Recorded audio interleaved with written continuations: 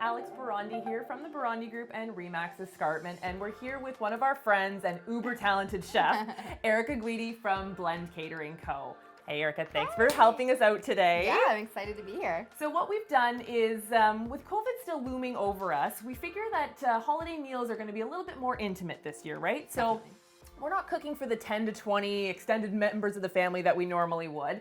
So if just an intimate family of, say, 3 to 5 people, maybe we've got a little bit more time to do something a little bit more fancy. Maybe take on a complex recipe or spend a little money on extra ingredients. So we thought we'd bring in Erica to show us just how to do that. Yeah, for sure. So what do you think? What should be a good start for this year? So I think that one of the things that COVID has brought out in people, home cooks, is that we're trying and experimenting with new flavors, but also getting away from tradition a little bit. So I thought today I would show you some dishes, some side dishes that will elevate your holiday dinner. You can eat throughout the whole entire year, and something a little bit different. It is not often that you see a salad to accompany a turkey dinner, but here's the thing.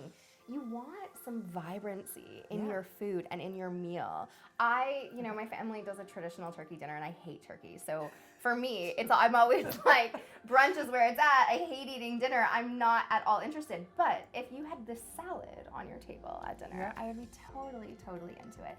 So we're gonna play with a different protein. We're gonna play with some beautiful winter citrus. Love that. And just pull it all together in the form of a salad. All right, let's get started. Okay, where do we start? We are going to build a really beautiful winter citrus salad. So the first thing that we're going to do is I'm gonna show you how to segment citrus. Okay, so here's the thing. I have some beautiful grapefruit segmented here already. I like to do this salad with varying citruses. So you don't, I mean, if you wanna stick with one, you can, but we're always looking for complexity.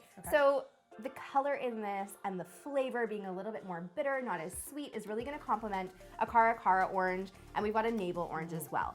Now here's the thing, I love grapefruit, but I will not eat the membrane. So the only way that I will eat grapefruit is segmented Take the like orange this. and suck the juice out of it and leave. I'm not a fan of it. I mean, it's like good fiber, but it's gross to bite on. So let me show you how to do this. So segmenting citrus, you do it the same way for all of your citruses. What you're gonna do is you're gonna start by taking off the top and the tail. And you'll see right away the gorgeous color of this cara orange, very similar to a ruby red grapefruit. But as you can smell, it's totally orange. Yeah. Okay, so the next thing that you want to do is you want to use your paring knife and you want to pare off the peel. So you're essentially taking your knife and just going around. You want to do this in small pieces. We want to take off as much of the pith as possible, leaving as much of the citrus intact as we can. And what I find is you always do a really, really good job on the top. And then the bottom, because you can't feel that see when it. I do my eyebrows, I do one really good and then the other one, it doesn't go right. Okay, so citrus segmenting, similar to eyebrows. What we're gonna do is we're just gonna flip it over once we get there, and then we're just gonna use a nice sharp paring knife to take off the rest of the pith. And it's really important that you're using a sharp knife for this. If you have a dull knife, you're not going to be able to get the accuracy that's necessary to get this off. Do you feel that way about being a chef with knives? Like, do you need to have a really expensive knife, or can you get an entry-level knife and just keep it really sharp? I think that you should buy a knife within your budget, always. Knives vary in price like crazy. They vary in material. I'm a huge fan of Japanese knives. They're very lightweight, and I find the handle is smaller. I have a really small hand. So the thing with knives is you need to make sure that the knife feels good in your hand. I had my eye on this Shun knife for like 2 years. It was a pricey one. It was like $700. Oh my God. And I won this competition and I went to buy it and I picked it up and I hated it. You hated the feel of it. I hated it. It was too heavy. The heel was too big. It didn't hold in my hand right. So I ended up going with Makustas. I have a few Makustas. I love these. It is most important that you have a sharp knife.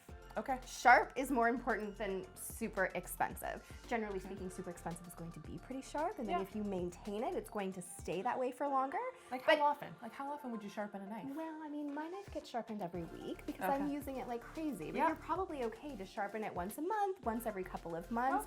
There's some great places in the city that you can get your knife sharpened, or take a lesson, because if you're investing in a knife, you're going to want to sharpen it yourself because you're going to need to do it frequently. Okay, we digress. Happens. Back to segmenting. So what we're going to do is you can see all of the membranes in this citrus. So like little white lines. Those little white lines, yeah. So what we want to do is we just want to cut them out. So you're going to take your paring knife and you're going to take it to the center. Don't cut all the way through. I don't want you cutting your hands off. And then you're going to find the other segment and it's just going to fall right out. And then cut on the other side. Yeah. Oh. So in that case, that one came out. No big deal. Just make sure it doesn't fall in the bowl. And then you're gonna feel for it. So you can kind of see how it's attached right there at the tip. So we're just gonna make sure that we detach that, and then it's gonna fall right out. It is a little bit. And I like to do this over top of a bowl so that all of the liquid and the juices are gonna fall into that bowl. When it's grapefruit in the morning for me, I totally drink that. But this you could turn into a salad dressing. Oh yeah, okay. So we're gonna use the whole grapefruit basically. We're gonna use not the whole everything all the time. Yeah, as zero waste as we can be. So if you want to, you can continue doing the Cara orange, and then also I think we'll do a regular navel orange so that we have that orange color in there as well.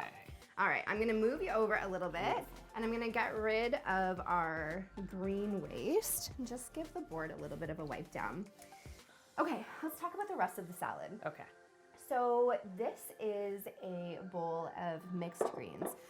There's some baby spinach in here, some beautiful little baby romaine, and then arugula. You can you can play with whatever lettuces you want. Dino kale is also really beautiful in this salad because it's got a good texture to it. This is what we had in the fridge, so this is what we're going to use today. And that's how you should chef, pantry chef it, right? This is a really common issue that gets brought up to me all the time. People I can't make this because I don't have all of the ingredients in the recipe. Should never stop you from making something.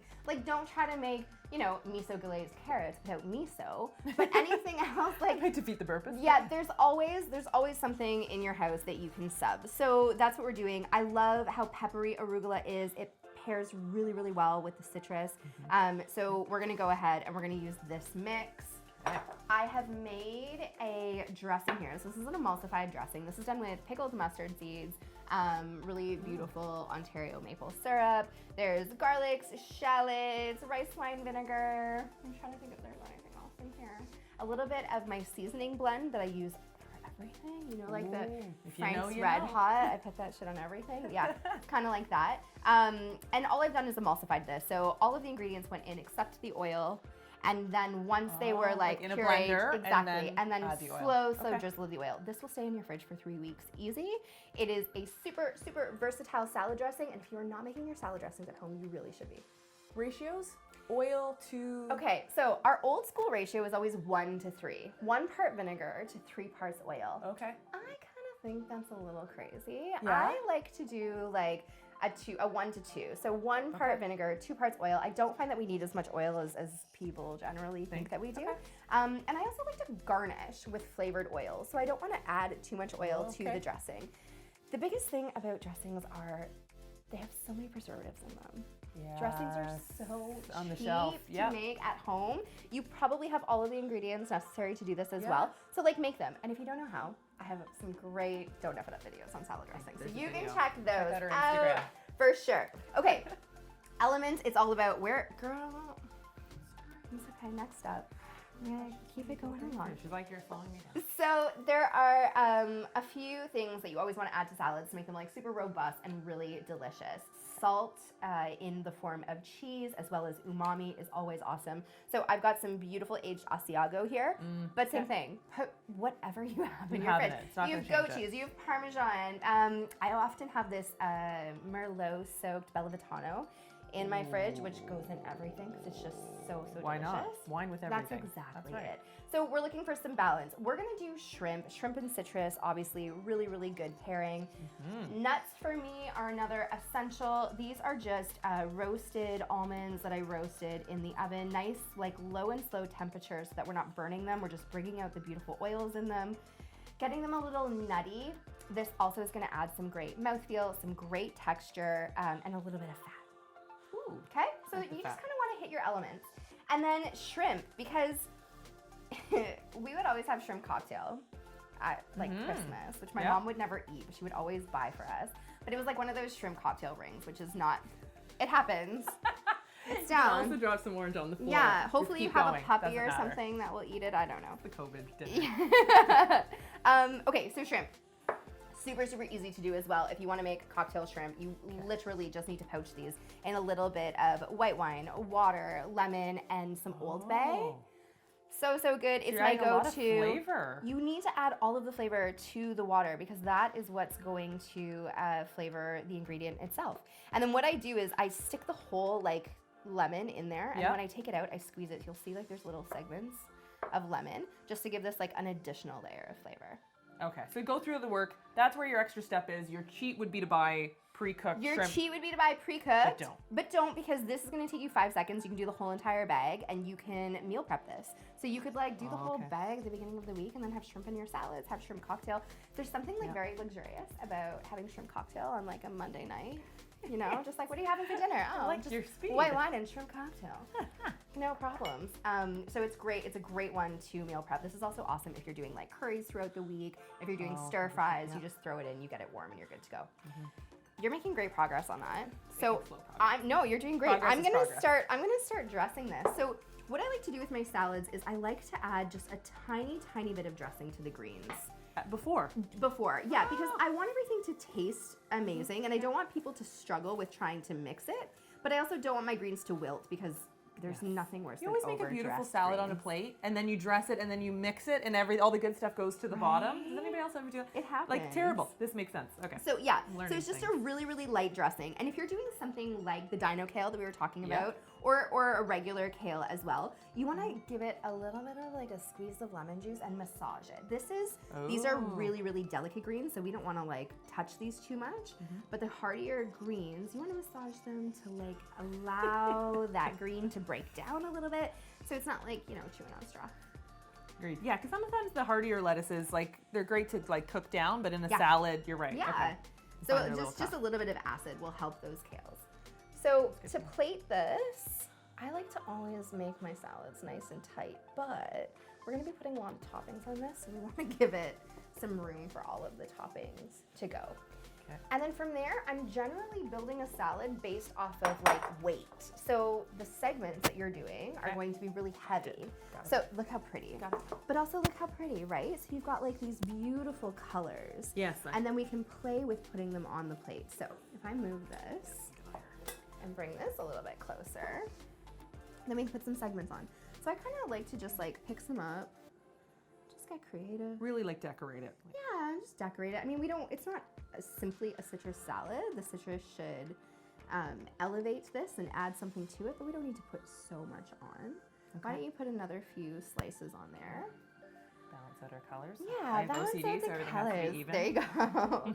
And in the meantime, I am going to shave some of this beautiful Asiago. I love using a peeler for this. You end up with these really gorgeous curls. And then you can also place these like anywhere. And can all the cheeses salad. do that? Like if I grabbed a Parmesan A or something else, Parmesan everything will- peels really well? Well, I mean, the harder the cheese, the less moisture content in it. It's not going to hold its shape as well. Okay. So the Asiago is like a semi-firm, so as you can see, it peels off and completely holds its shape. Beautiful. And then you can just like, same thing, you can arrange these, or you just throw it on. Just throw it on. You do whatever you want. Just be creative. I always say like some good music and a drink in the kitchen is always going to Do you have a little glass of make wine when you're really cooking, even just for yourself? For myself, yes. Obviously not for work because I would be drinking all the time, which is probably not socially acceptable. A great cooking glass. Out of a Zoom Just call. constantly drinking. Okay, so we've got Beautiful. our cheese. We've got our segments. I'm just gonna take this down for a second so that I can run my knife through the almonds. We don't want like, you know, massive chunks of almond. I want you to have like some almond in every bite. So we'll just take our knife, run it through. I also don't want like tiny, tiny little shards. So I'm being careful to make sure that I'm getting like through the big chunks without like massacring these. This is where a nice knife comes in handy because honestly, like look how seamlessly you're going through a hard like nut. When you have a dull knife, I find that's where you're doing too much effort, right? And You're really pushing you're it. slipping, and then that's where you'll cut yourself. Yeah, so don't do that. Get for yourself a sure. good knife. So same thing. We're gonna just like sort of throw some almonds on there, artfully, I guess, Love if you will. Last but not least, our beautiful shrimp that has been poached and then is just sitting in some lemon juice and oil We'll pop that on. Oh, you leave that in the bowl with a little lemon juice and oil in it? Yeah, Okay. well, we're just marinating it. We want it to have some beautiful flavor. Yep. And then to finish it off, we'll go in with our dressing. This excites me. This is a great, like, especially Boxing Day. You've had all that heavy food on Right. Christmas, even just to have something lighter as a little brunch. Yeah, I I'm mean, very into this. for me too, because like I said, we do brunch and dinner, but brunch is what I'm always most excited about. So it's like you eat brunch and then I don't need to eat dinner. I've just eaten so much brunch and so many cinnamon rolls that like this is the perfect thing Love to this. eat after that. So clean up the plate if there's any issues. I see a little like arugula sticking out, which I don't like, so I'm just gonna tuck that in. But it's a beautiful salad, and the really, really lovely thing about this is it's great for the holidays. It's a really perfect meal Yeah. coming into the new year with all those New Year's resolutions. Yes, to get your healthy kick back in. I can Yeah. see this playing out in the summer, like on a Labor Day Absolutely. plate, like with along your barbecue. Like this is Yeah, great. I actually do a version of this with the citrus segments and this like a seafood salad. So with like mussels and yes. calamari and the shrimp and octopus. It's delicious too. Love this. Thank you. This is beautiful. You're so Let me welcome. give me a fork. Yeah, exactly. So thanks everyone for watching today. Thank you, Erica, for helping us out and giving us some beautiful recipes that you guys can try at home. If this still seems overwhelming, or if you're not really an at-home chef, I definitely recommend you check out Erica's Instagram page, which is, At Chef Erica Guidi. which she has this great series, guys. It's called Don't F It Up. I promise you will get everything you need to know to get you through the holidays. So thank you again, and Merry Christmas.